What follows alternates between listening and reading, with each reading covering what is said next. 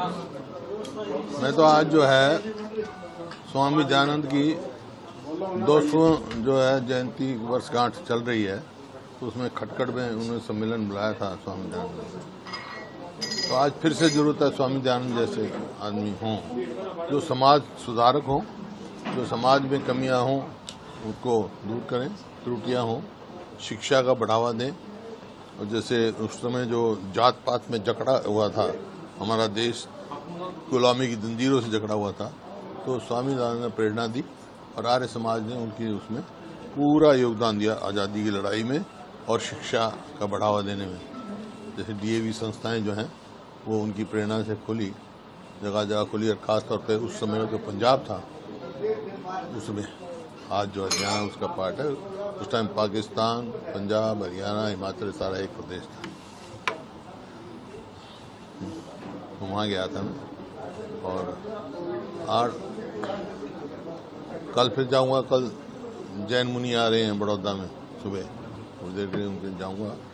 और 8 तारीख को यहाँ जींद में जन मिलन होगा, हमारा कार्यक्रम जो चला हुआ है पूरे हरियाणा में चलेगा। आज 8 तारीख को जींद में, जहाँ है एसडी स्कूल में होगा, जहाँ पर अलग अलग विभिन्न वर्गों के लोग आएंगे। किसान भी आएंगे, मजदूर भी आएंगे, व्यापारी भी आएंगे, कर्मचारी भी आएंगे, आपके जो ट्रेडर्स भी आएंगे, हर किस्म के आदमी आएंगे। अलग अलग उनसे सीधा जनसंपर्क करेंगे हम। और एसडी स्कूल में वो है, बड़ा अच्छा कार्यक्रम है, बड़ा जबरदस्त सहयोग मिलता है और लोगों की मतलब समस्याओं का पता लगता है अलग अलग वर्ग का, चाहे वो टीचर्स हैं, चाहे वकील हैं, डॉक्टर हैं, अलग अलग वर्ग के लोग पहुँचने आएंगे। हुड्डा साहब, महिला आरक्षण बिल पारित हुआ है, उसके बाद एक आवाज उठने लगी है कि इस बिल को 2024 से ही इम्प्लीमेंट किया जाए। खासकर कांग्रेस इस बात को उठा रही है, क्या लगता है ये? देखिए, क्योंकि 2014 में भारतीय जनता पार्टी के घोषणा पत्र में था, ये 9 साल हो गए, अब लाए हैं तो कम से कम 24 में तो लागू करें। ये कहते भाई डिलिमिटेशन नहीं होगा, और भी रास्ते हैं जो महिलाओं को पूरा दिया जाए। खैर, इस बिल का सारे दलों ने समर्थन किया है पूरे देश में, क्योंकि महिलाओं को पूरा वो मिलना चाहिए। राजीव गांधी ने शुरू पंचायतों में किया, पंचायतों में शुरू की, अब आगे चला है। और ये मांग जो है सबसे पहले अपना जब नरसिम्हा राव जी थे, जब से ये चल रही है। डॉक्टर मनमोहन सिंह प्रधानमंत्री जब राज्यसभा ने पारित कर दिया था बिल, लेकिन लोकसभा में नहीं हो उसका। वो लोग जो आज समर्थन कर रहे हैं, उन्होंने ही विरोध किया था। लेकिन देर आए दुरुस्त आए, लाए हैं, अच्छी बात है। लेकिन बिल तो ले आए, महिलाओं को देंगे, लेकिन आज हरियाणा में महिलाओं को सुरक्षा की भी जरूरत है। पानीपत में जो गैंग रेप हुआ, उसका महिला बिल लाने का क्या फायदा होगा अगर इसी तरह महिलाओं का अपमान होता रहेगा। वो पहले अपनी बेटियों को, बहनों को सुरक्षित रखने की जिम्मेवारी सरकार की है, जो सरकार विफल हुई है। हुड्डा साहब, हरियाणा की सियासी गलियारों में एक चर्चा जोर से चल रही है कि इनेलो और कांग्रेस का क्या आपसी गठबंधन अगले विधानसभा चुनाव में हो सकता है क्या? चर्चाएं चल रही है ना, चर्चाएं चलती रहती हैं। अच्छा, अभय चौटाला ये कह रहे हैं कि मुझे भूपेंद्र हुड्डा के साथ जाने में मुझे कोई दिक्कत नहीं है। हाँ, फिर कोई बात नहीं। लेकिन वो हुड्डा साहब को रैली का न्योता नहीं दे रहे, कैथेड्रल खड़गे को न्योता दे रहे हैं। उनसे पूछो भाई, उसकी बात मेरे से क्यों पूछ रहे हैं? मैं तो आज तक गया ही नहीं। चलो हुड्डा साहब, क्योंकि मैं जो है किसी भी, हालांकि चाहे देवीलाल का मेरा मुकाबला भी अलग अलग पार्टियों में रहे, मैं बुजुर्गों की सम्मान करता हूँ, राजनीतिक उपयोग नहीं करता हूँ। हुड्डा साहब, इंडिया गठबंधन में जैसे आम आदमी पार्टी जुड़ी हुई है, कल को हो सकता है इनेलो भी आ जाए, तो उसका भविष्य में 2024 के चुनाव में, लेकिन जहाँ तक हरियाणा का सवाल है, कांग्रेस खुद में सक्षम है, चाहे वो पार्लियामेंट के चुनाव हो चाहे असेंबली के। हुड्डा साहब ने कहा कि आर्य समाज ने आजादी की लड़ाई में बहुत महत्वपूर्ण आगाज किया, और क्या ये आर्य खटखट सम्मेलन था जो ये क्या 2024 के राजनीतिक लड़ाई का भी आगाज है? देखिए, ऐसा है, आर्य समाज को मैं राजनीतिक इस्तेमाल, मैं राज समाजी हूँ, किसी भी उसका मैं राजनीतिक इस्तेमाल नहीं करता। कभी मैंने ये नहीं कहा कि आर्य समाज के नाम से चुनाव नहीं लड़ा।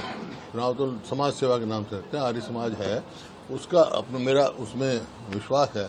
लेकिन आर्य समाज जो स्वामी जी की प्रेरणा थी, उसने जो उस समय का समाज था, देश गुलाम था, उसके खिलाफ उन्होंने कहा था कि विदेशी राजा कितना ही अच्छा हो, लेकिन देसी राजा उससे सदैव अच्छा होगा।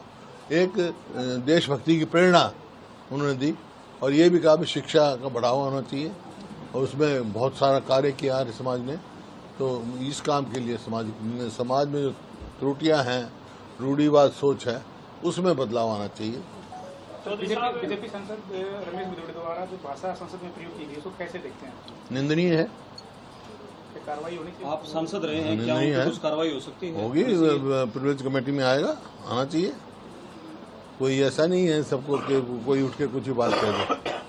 कुछ गरिमाएं रखी जाती हैं, कोई गरिमा किसी को भी नहीं तोड़नी चाहिए। आगे आगामी चुनाव में कांग्रेस की गुटबाजी खत्म होगी? गुटबाजी है ही नहीं। अच्छा, अभी जो तो आप लोग पैदा करते हो गुटबाजी। उदय भांजी का भी एक वीडियो जो है क्लिप वायरल हो रहा है, जिसमें वो कह रहे हैं कि ऊपर रंडुओं की सरकार है।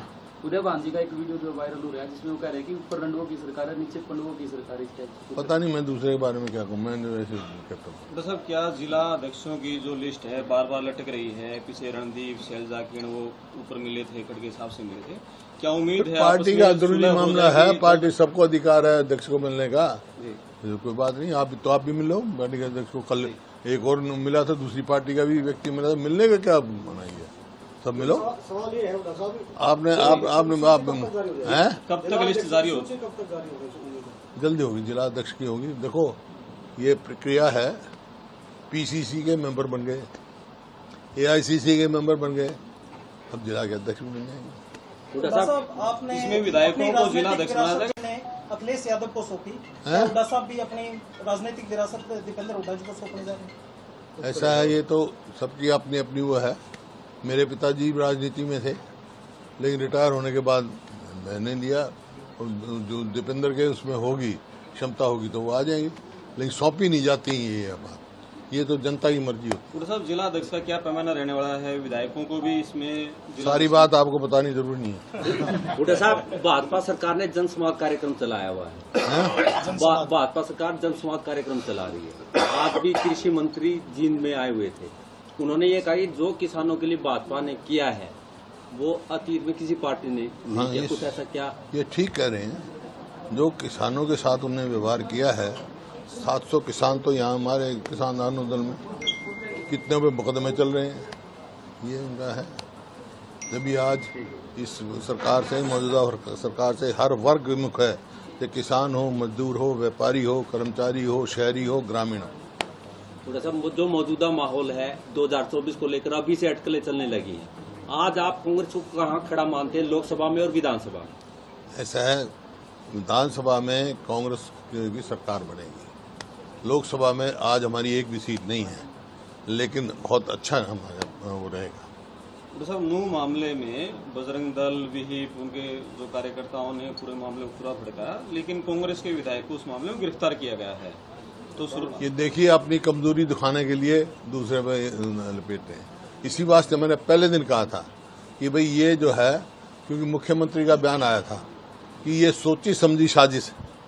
अगर मुख्यमंत्री एक हेड ऑफ स्टेट ये बयान दे रहा है और हम ये कह रहे हैं भाई हाई कोर्ट के जज के द्वारा जुडिशरी इंक्वायरी किया जाए, कौन साजिश करता है उसकी should be brought to the books, उसके मतलब अनफोल्ड होना चाहिए। लेकिन क्यों संकोच कर रहे हैं ये जुडिशरी इंक्वायरी के लिए? हाई कोर्ट के जज के अंदर क्यों नहीं बनाते, पता लग जाएगा कौन दोषी है कौन निर्दोष है। तो कांग्रेस की सरकार आने पर बड़ी उच्च स्तरीय जांच करवाई जाएगी। बिल्कुल कराएंगे जांच, जब मांग कर रहे हैं तो हमारा फर्ज बनता है, कांग्रेस सरकार की जांच कराएंगे। कल राहुल गांधी बीएसपी सांसद से मिलने के लिए कल राहुल गांधी बीएसपी सांसद से मिलने के लिए गए, वहीं पर सोशल मीडिया पर कुछ व्यक्ति लिख रहे हैं कि मामन खान के लिए एक ट्वीट नहीं कर पाए राहुल गांधी। किस चीज के लिए करें?